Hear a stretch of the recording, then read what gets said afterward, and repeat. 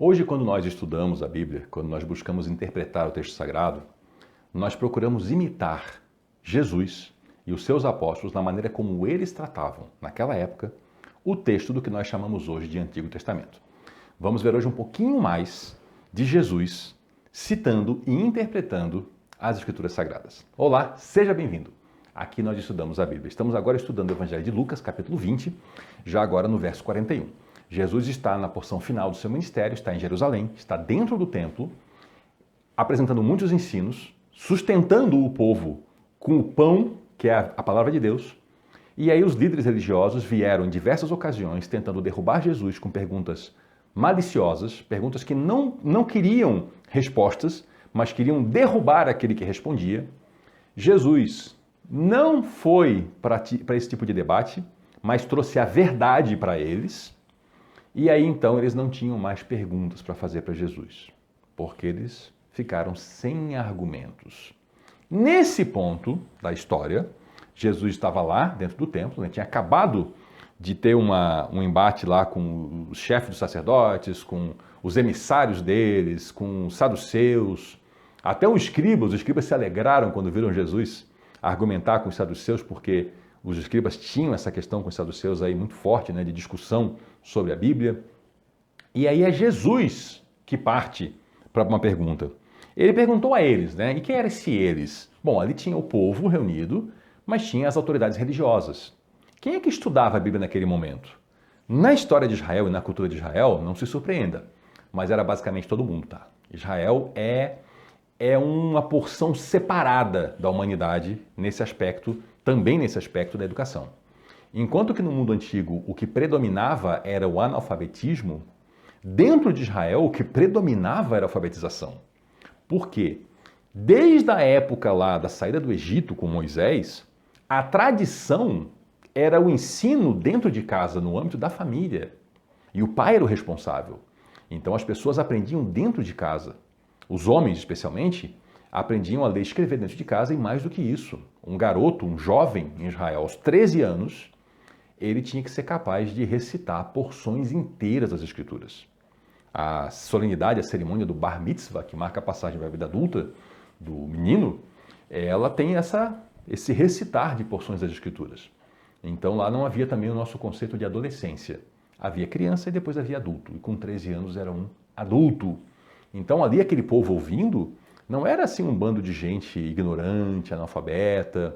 Ali muita gente do povo, gente simples, lavradores, marceneiros, pescadores, conheciam as Escrituras.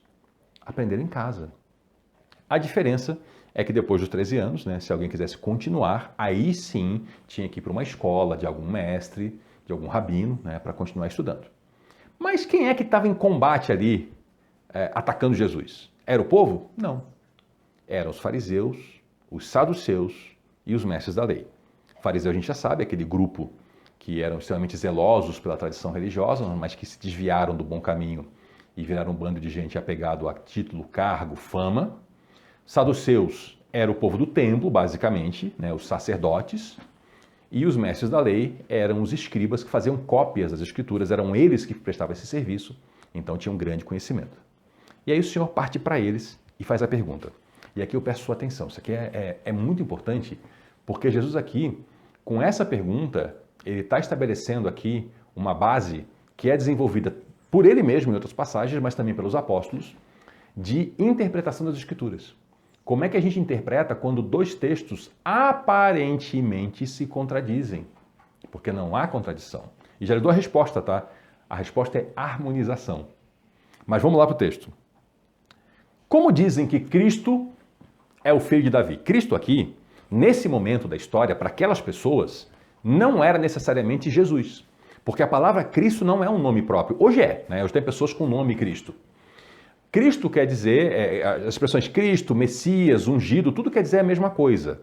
A pessoa, o Salvador do mundo, Mas o ungido, o escolhido é aquele sobre quem se derrama óleo. É isso que é ungido. Messias, Cristo é a mesma palavra, significando a mesma coisa em outros idiomas. Então ele está falando de ungido, o escolhido de Deus, aquele que vocês esperam.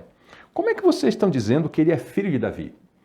Por quê? Jesus era descendente do rei Davi. Todo mundo sabia que o Salvador viria da linhagem de Davi. Então essa palavra filho, né, filho de quer dizer descendente de. Só que para eles o filho não era apenas o descendente, era alguém abaixo.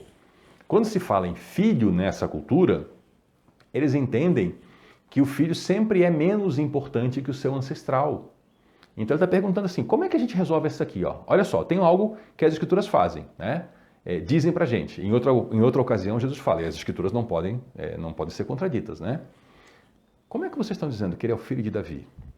Se o próprio Davi afirma no livro de Salmo, Davi foi profeta e escreveu boa parte dos Salmos, e ele escreveu o seguinte, o Senhor disse ao meu Senhor. Aqui nós já temos no Antigo Testamento a clareza de que a pessoa de Deus são 3 pessoas, mas aqui Davi fala em 2, no Pai e no Filho. Então ele falou, o Senhor, no sentido de Deus, disse ao meu Senhor. Quem é o Senhor de Davi? Que não fosse Deus? O Messias?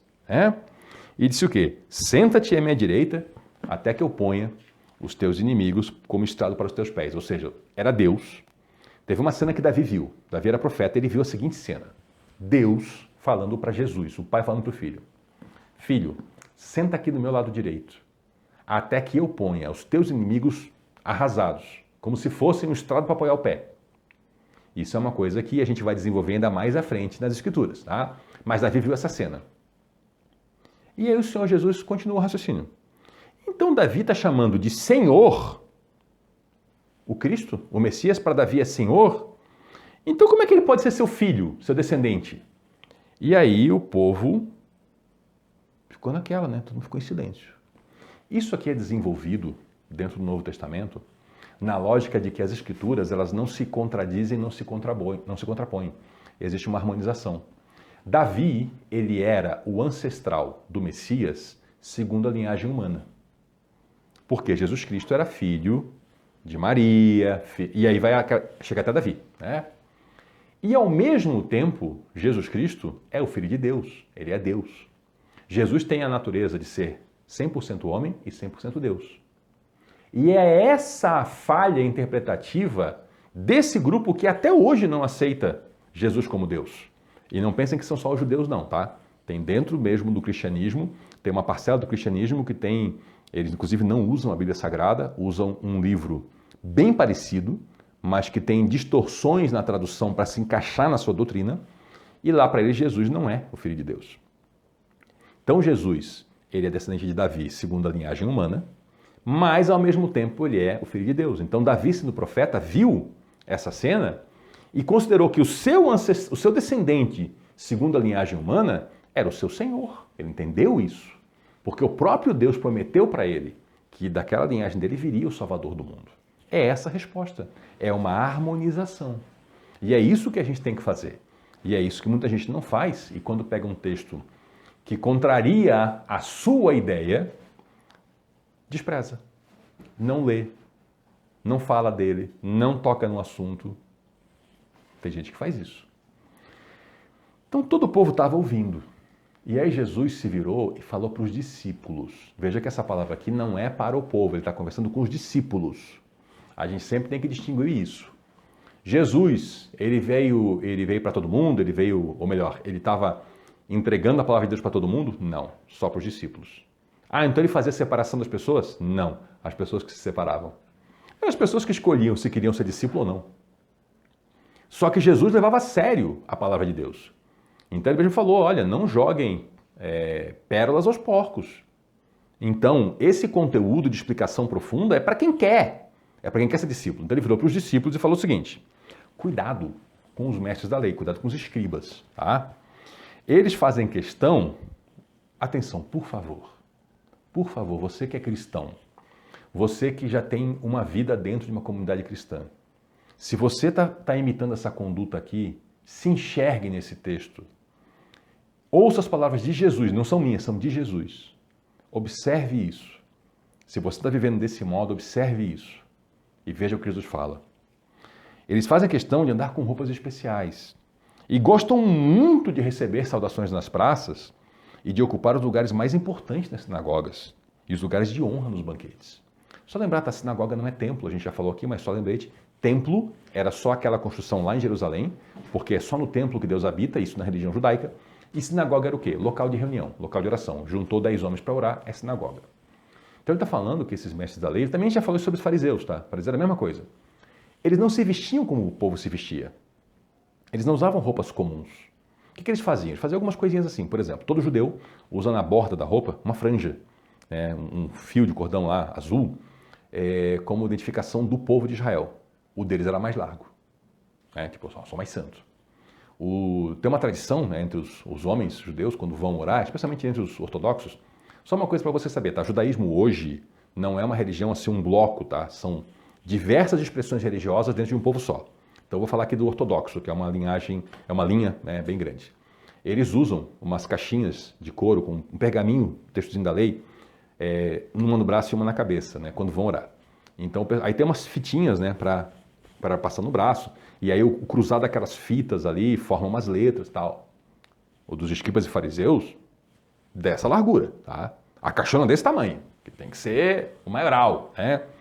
E gostam de ser nas ruas, né, anunciado assim, ô mestre, né?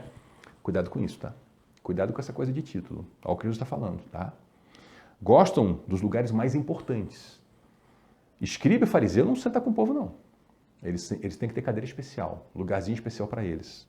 Vai para uma festa, lugar de honra, porque é o doutor da lei, é o escriba, o fariseu. Preste atenção, preste atenção. Devoram as casas das viúvas e, para disfarçar, fazem longas orações. Já viu isso nos dias de hoje?